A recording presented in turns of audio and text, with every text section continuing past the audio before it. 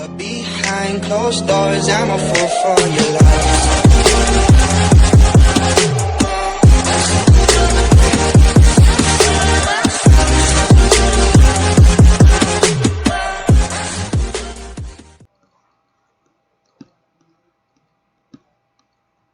Introduction. The chapter 9, it's all about transport layers. So, the introduction of chapter 9 is Masara yung pinto. Data network and the internet support the human network by supplying reliable communication between people on a single device. People can use multiple applications and services such as email, the web, and the instant messaging to send messages or retrieve information. Data from each of these applications is packaged, transported, and delivered to the appropriate application on the destination device. The process described in the OSI transport layer accepts data from the application layer and prepare it for addressing at the network layer. A source computer communicates with the receiving computer to decide how to break up data into segments, how to make sure none of the segments, how to make sure none, and how to verify all the segments arrive. When thinking about the transport layer, think of shipping department preparing a single order of multiple packages for deliveries. So this is the class activity.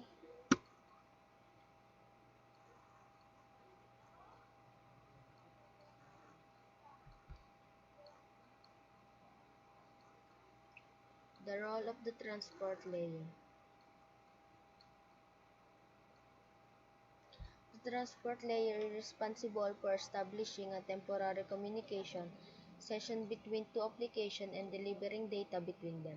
An application generates data that is sent from an application on a source host to an application on a destination host.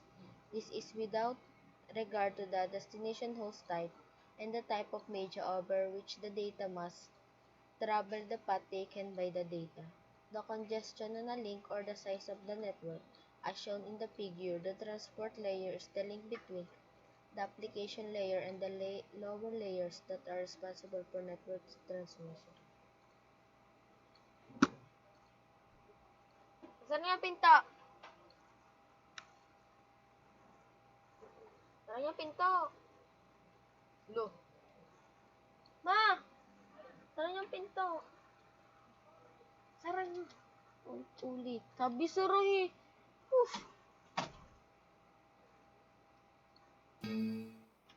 Transport layer responsibilities. Tracking individual conversations at the transport layer. Each set of data flowing between a source application and destination. So the segment data resembling segment. So this the and identify.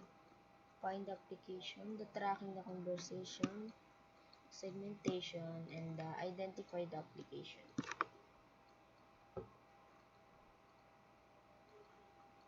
Conversation multiplexing. Sending some types of data, for example, a streaming video, across a network as one complete communication stream can consume all of the available bandwidth.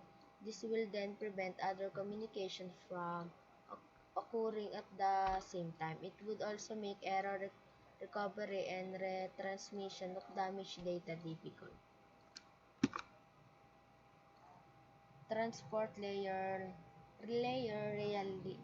reliability. The transport layer is also responsible for managing reliability requirements of the conversation. Different applications have different transport reliability requirements. IP is concerned only with the structure, addressing, and routing of packets. IP does not specify how the delivery or transformation of the packets takes place. So the TCP.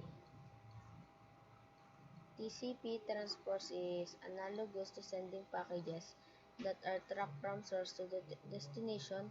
If a shipping order is broken up into several packages, customer can check online to see the order, the delivery. So, yan.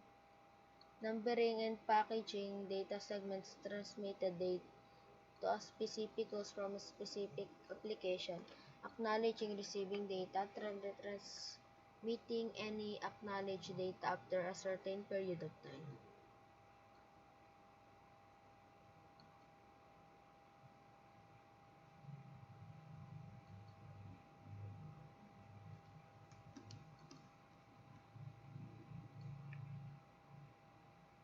So this video is the how the TCP segments and acknowledgements are transmitted between sender and the receiver.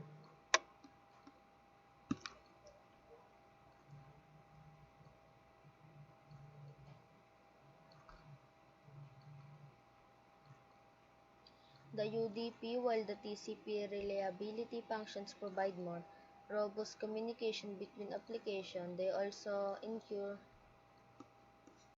But behind closed doors, I'm a fool for your love.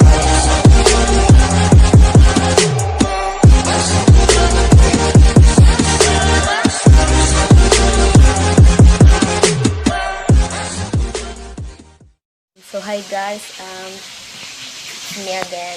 Today's video, we're going to answer all the activities in Packet Tracer. So let's get started.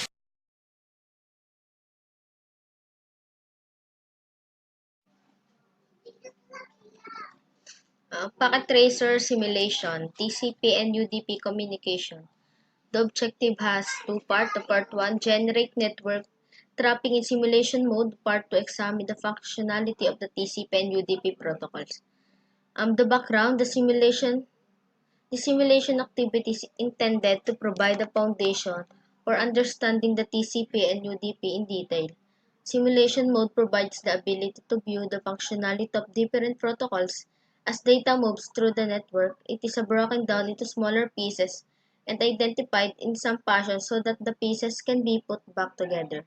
Each of these pieces is assigned a specific name, protocol data unit or PDU, and associated with a specific layer. Packet Tracer simulation mode enables the user to view each of the protocols and the associated PDU. So let's proceed to part 1. Generate network traffic in simulation mode. Step 1, generate traffic to populate address resolution protocol or ARP tables, performing the following tasks to reduce the amount of network traffic view in the simulation. Letter A, click multi-server and click the desktop tab command prompt. So click the multi-server, then desktop, then command prompt.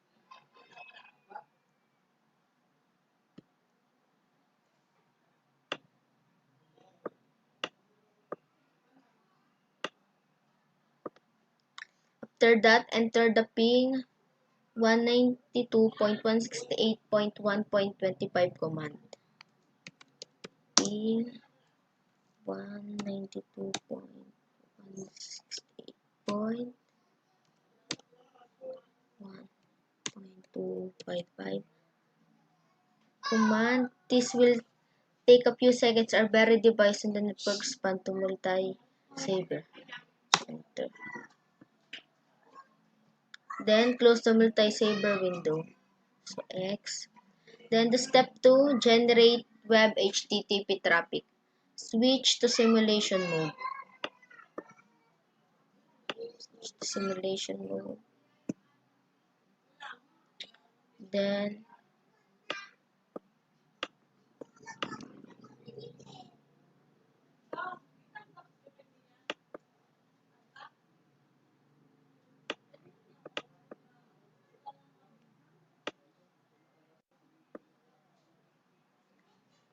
Then click HTTP client.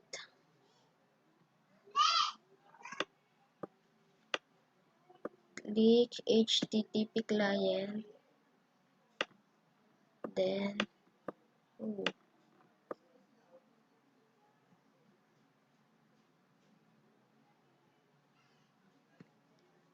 click HTTP client and click the text desktop web browser. Desktop web browser. Then after that, in the URL field, enter 192.168.1.254 and click go.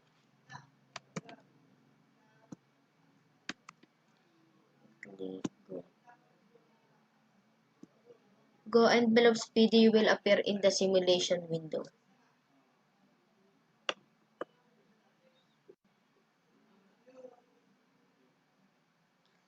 Then after that, minimize but do not close the HTTP client configure window. The step 3,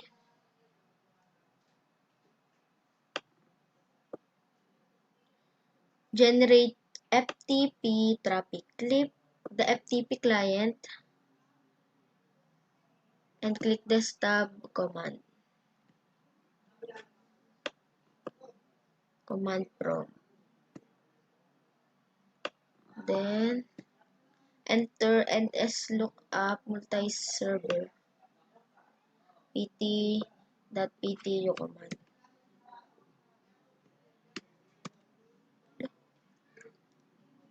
ns lookup multi-server at pt.ptu command. PDU will appear simulation window.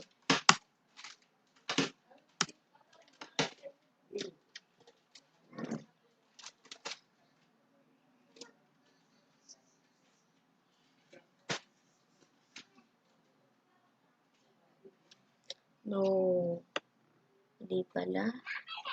Sorry.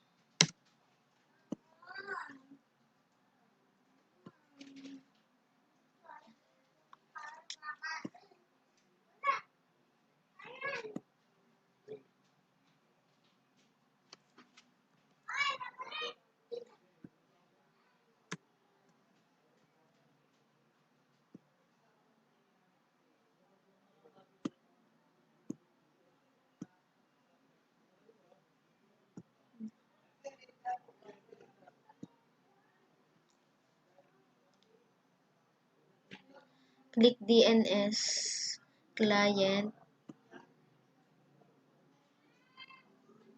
Command DNS lookup.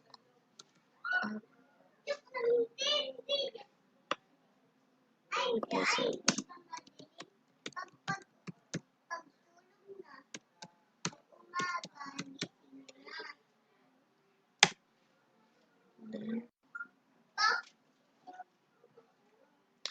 the step 5, click generate email traffic. Click email and click the desktop email.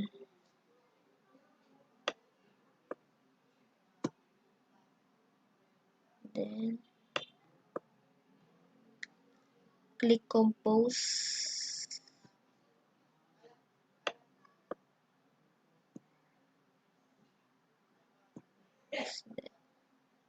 Enter the following information.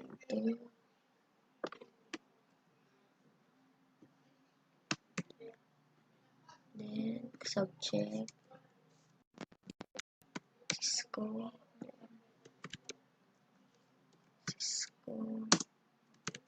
yes.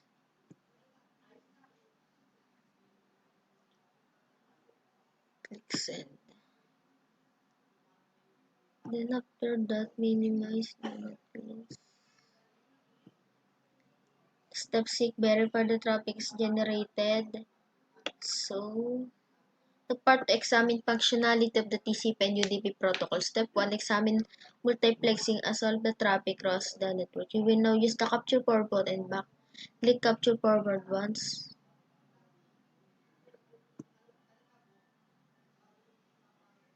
Then, click capture forward again. Some will disappear. What do you think happened to them?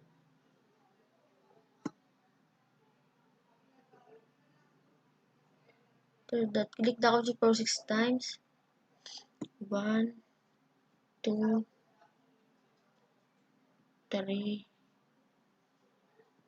4, 5, 6. All clients should have received a reply. Note that only one PDU can cross a wire. A variety of PDUs appeared. Click back 8 times. 1, 2, 3, 4, 5, 6, 7, 8. Then, examine HTTP traffic as the client communicate with the server. Filter the traffic that is played to display HTTP PDF. Click the edit filter. So, where is that?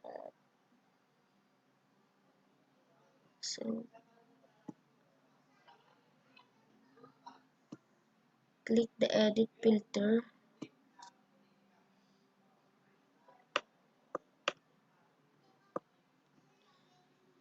And toggle the show all non-checks box. Then, select HTTP and TCP. Click on outside. HTTP and TCP. HTTP and TCP.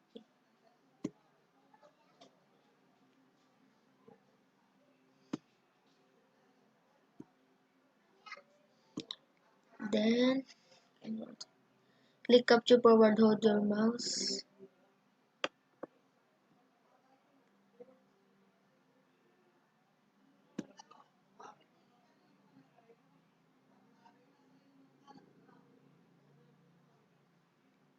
Then, click inbound, scroll to the section.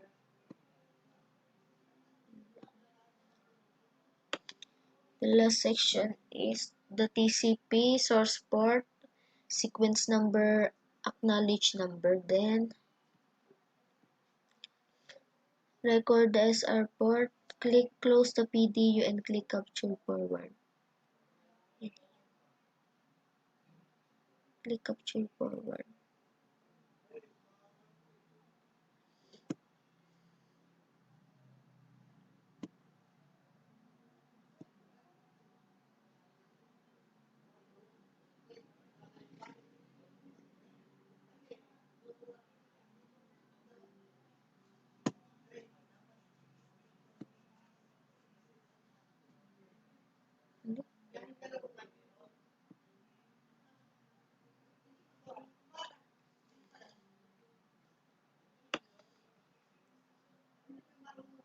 Examine FTTP traffic sa client. The simulation panel change edit filter to PTP and TCP. FTP. FTP.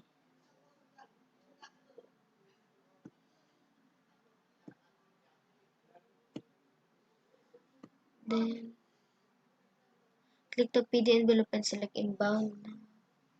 Click the outbound.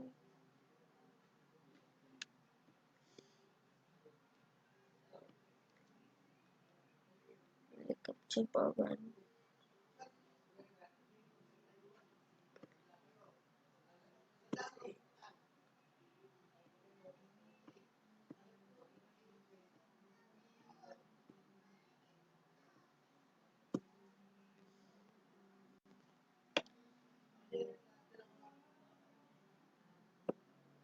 Simulation pa change filter and DNS and UDP. DNS and UDP. DNS and UDP.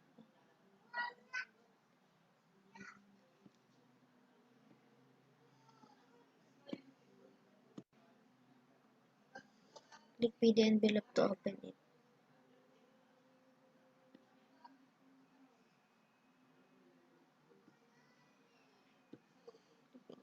Open it.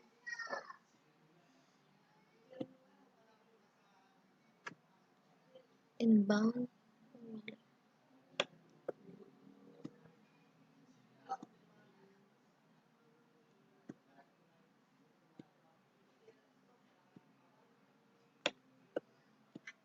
Record. So, click back until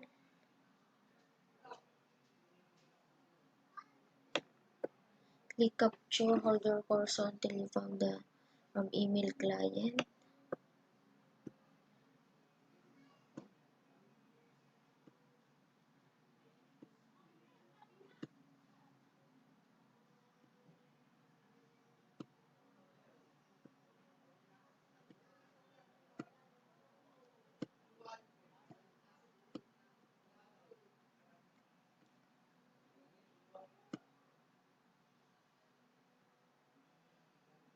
Then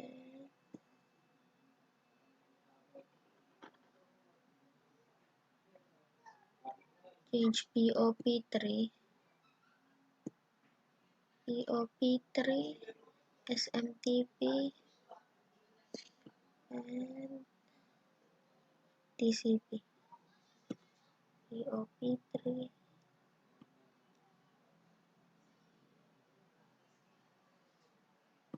SMTP, and TCP. Then click capture forward.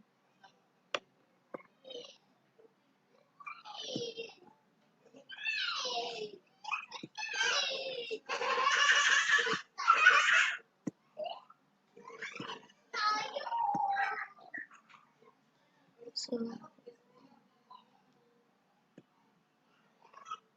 PDU inbound and record the SRP port. So this is the SRP port 25, the desk port 1025, the sequence number 0, the act number. So close the PD and click capture forward. Capture forward until appearing there's the image with the check mark.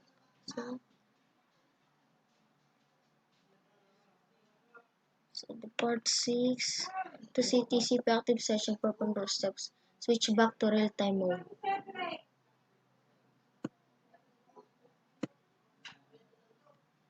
Click multi-server and click the desktop command.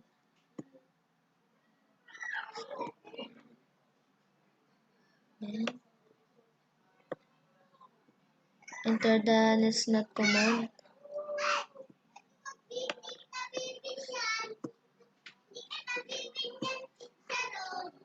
Netnut.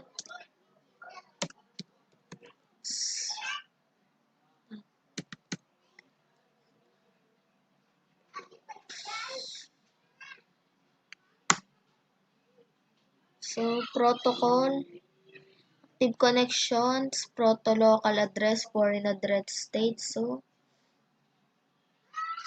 the state session sa foreign address, then repeat the netstop.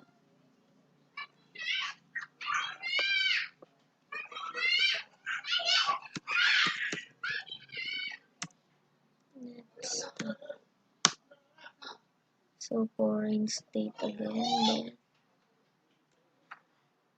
So I think that's all in chapter 9 packet tracer simulation, TCP and UDP communication. So thank you for watching. I hope you enjoy watch my video.